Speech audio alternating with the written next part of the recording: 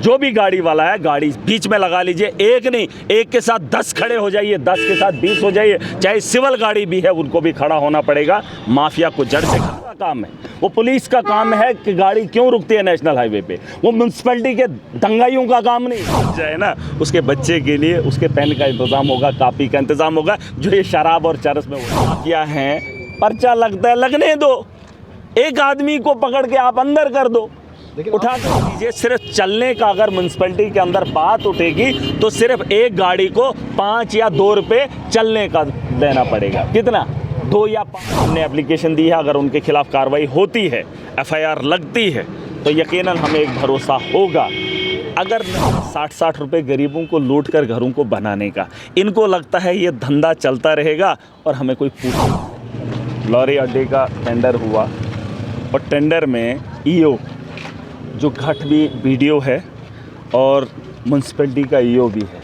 7 दिन के लिए जब उसको मौका मिला था एक ब्लॉक के अंदर, उसने 20 से 40 लाख जो है पेमेंट निकाल दी।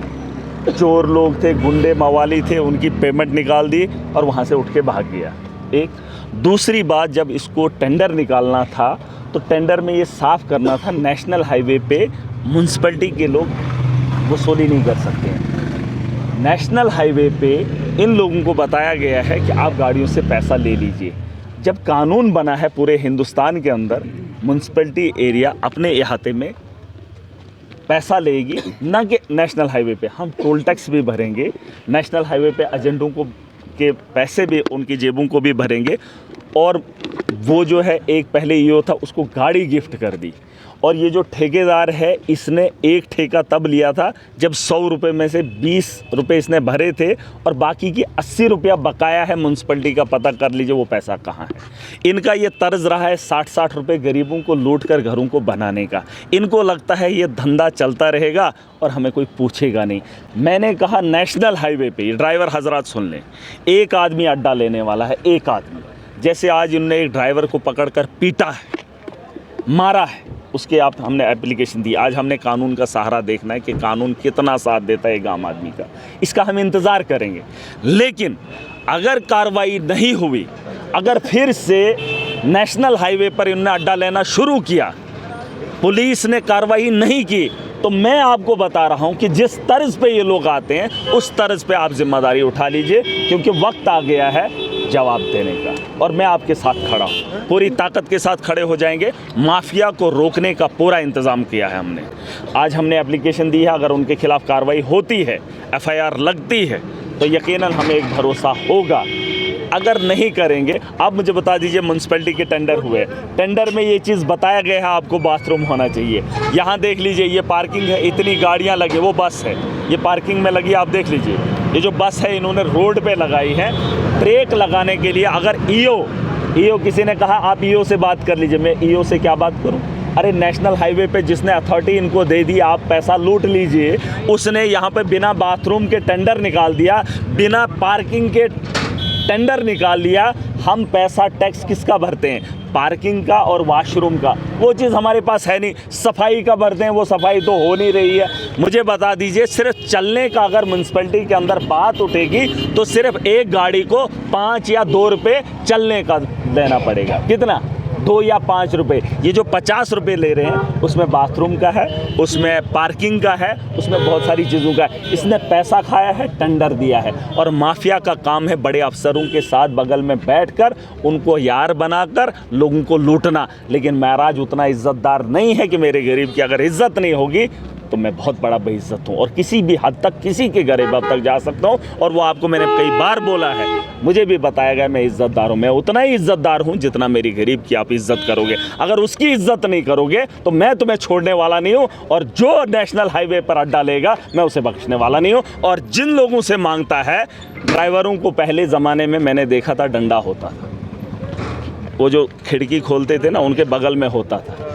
भाई ये कौन बड़े माफिया हैं? पर्चा लगता है, लगने दो, एक आदमी को पकड़ के आप अंदर कर दो, उठा के ले जाओ, रोक नहीं। अरे ये गुंडागर्दी शरेआम करेंगे, ये फिर वही बात कर रहे हैं। अब कानून, मैंने कहा हमने कानून का सहारा लिया। मैं 1 घंटा थाने के अंदर रहा, अभी मैं बैठ कर आया हूँ, बात करके आया हूँ। और ये इलीगल ये चीज़ें हो रही हैं। अगर शरेआम इनको शेल्टर मिलेगा। ये कुछ लोग हैं जो गरीब के खून पसीने पे पल कर, पैंट बूट डालकर, गाड़ियों में चलकर, चश्मा लगाकर बताएंगे हम रईस हैं। इनकी पीठ के पीछे पूछना कि लोग इनको क्या बोलते हैं, और महराज को हैसियत है इनकी बात करने की। अरे मेरी पीठ के पीछे लोगों को पूछो, दीवाने हैं महराज को देखने के, इनको तो शक्ल देखना ये पसंद नहीं कर रही है, इतने बड़े चोर। तो वो आप मैंने बता दिया, जिससे पैसा जिसकी जेब से खाली हो रहा हो उसको तो एहसास होना चाहिए, उतनी तो कदर करनी पड़ेगी भाई साहब, है ना। अगर इतना लड़ाई आप नहीं लड़ सकते हो तो महराज अकेला कितना ही लड़ेगा। अब मैं आ भी इधर हूँ, मैं आपके लिए खड़ा हूँ।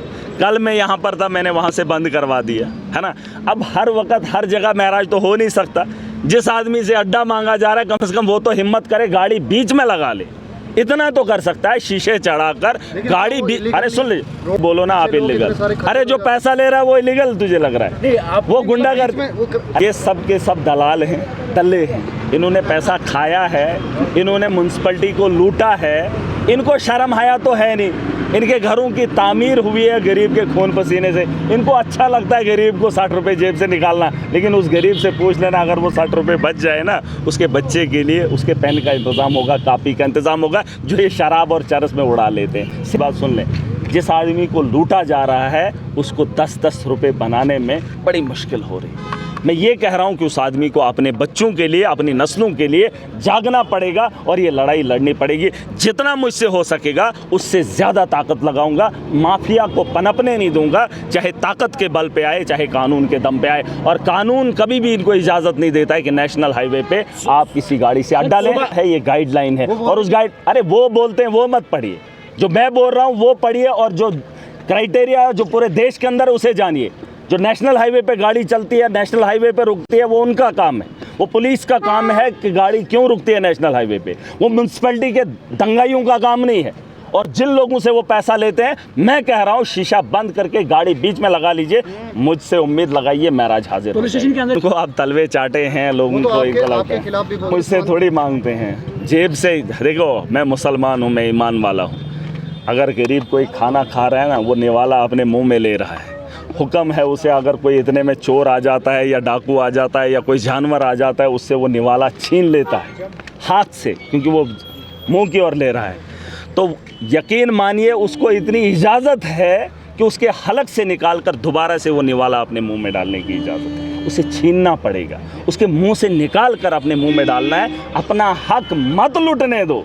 और इसका तमाशा अगर आप देखते रहोगे, क्या हैं ये लोग, 1 हैं 2 हैं 4 हैं, क्या है? अरे 4 आदमियों से ठीक है एडमिनिस्ट्रेशन इनके साथ है, फिर क्या हुआ? तो क्या हुआ? अरे लोग हमारे साथ हैं, मजलूम हमारे साथ है। एक आदमी को परेशानी होगी लेकिन फायदा भी तो लोगों होते हुए, इतनी यूनियन होते हुए बोल दिया नेशनल हाईवे पे अड्डा नहीं लिया जाएगा, किसी को भी इजाज़त नहीं है। और जो लेने वाला है, मैं आपको वीडियो बना लीजिए, देखिए वो बात की बात है, वो देख लेंगे, उसमें मैंने बहुत सारी चीज़ें मेंशन की है। मैं ये कह रहा हूँ कि अगर नेशनल हाईवे पे आपको अड्डा मांगा जा रहा है, जो भी गाड़ी वाला है गाड़ी बीच में लगा लीजिए। एक नहीं, एक के साथ 10 खड़े हो जाइए, 10 के साथ 20 हो जाइए, चाहे सिविल गाड़ी भी है उनको भी खड़ा होना पड़ेगा। माफिया को जड़ से ख़त्म करना है, कर लीजिए। देखिए कुर्बानियों के बगैर माहौल नहीं सुधरेगा। मैं MLA बन गया हूँ। अरे सुन तो लीजिए, स्टेशन गए ना आप, मैं गया कंसर्न एक MLA गया हूँ, दरख्वास्त दी है। अब देखेंगे कानून क्या करता है, देखेंगे ना। वही तो मैंने कहा, मैंने तो स्टार्टिंग में कहा कानून का सहारा लिया है, देखेंगे कानून का स्तर तक जा सकता। अगर सुन लीजिए, अगर कानून और एडमिनिस्ट्रेशन इनको फिर से चंदा वसूलने के लिए नेशनल हाईवे पे अलो करेगी, तो आपको क्या लगता है मैं इनको धंधा करने दूंगा? और आप बोल रहे हैं प्रोवोक करें, फिर लुटने दो। अरे ये इज्जत ही है तो जो आपके जेब में से निकाली जा रही है। बात इज्जत की वो नहीं है कि आपकी इज्जत लूटी जाती है, आपकी इज्जत वो भी है कि आपकी जेब से कुछ छीना जाता है, आपके बच्चों का निवाला आपसे छीना जाता है। इज्जत का लिहाज वहाँ पर भी करना है। और मुझे लगता है ये तरीका अच्छा रहेगा, क्योंकि एडमिनिस्ट्रेशन कोऑपरेट कर रही है। ईओ सुन लीजिए, जब उसको 7 दिन के लिए ट्रांसफ़र हुई थी, PDO बना था वो, उसने 7 दिन के अंदर 20-30 लाख की पेमेंट कर दी थी, और वो सारी की सारी फ्रॉड है। उस पर भी कार्रवाई बिठा रहा हूँ और DC साहब को मैं एक चिट्ठी लिखूंगा। और आज वो EO बना है, बिना यहाँ म्यूनसिपैलिटी के अंदर कोई चीज़ें है ही नहीं। मैं कहता हूँ कि 5 रुपये नहीं, 2 ही रुपये बनेगा एक गाड़ी का म्यूनसिपैलिटी में चलने का, क्योंकि उसके अलावा आप देखो सड़कों पे गाड़ियाँ लगी हैं। ये कौन सा म्यूनसिपैलिटी ने बनाया? ये म्यूनसिपैलिटी के बनाए हुए। अरे म्यूनसिपैलिटी को वो चीज़ें बनानी है जहाँ पे पार्किंग होगी। अभी अड्डा बना ही नहीं है, अड्डा लिया जा रहा है। सफाई हो नहीं रही है तो सफाई के पैसे ले रहे हैं। अरे किसी चीज़ का तो पैसा, अड्डा क्या है? टैक्स, मैं नहीं कह रहा हूँ टैक्स नहीं देना है, टैक्स देना है, लेकिन देना किसके लिए है? भाई वो चीज़ें आपके पास है, अड्डा है, आपके पास वॉशरूम है, बाथरूम है, अरे बदबू आ रही है यहाँ से ऊपर तक, जितना भी चलोगे बदबू से भरा हुआ, और इसके हम पैसे देंगे और इन चुट्टों को पालेंगे। अरे चुट्टों को पालना थोड़ी है, फिर इनकी डैल देखना, फिर वो माफिया बनी। सुबह एक एक्सीडेंट हुआ तो मैं एमएलए, सुन लीजिए, मैं एमएलए जब बना था तो उसके फ़ौरन बाद मैंने कुछ मीटिंग्स ली थी। मैंने एससी को बोला था, मैंने कहा था कच्ची नालियाँ आरएनबी के यहाँ पर जो एग्जेन है उनको भी मैंने बोला था, हर आदमी को मैंने बोला था आप कच्ची नालियाँ निकाल लीजिए।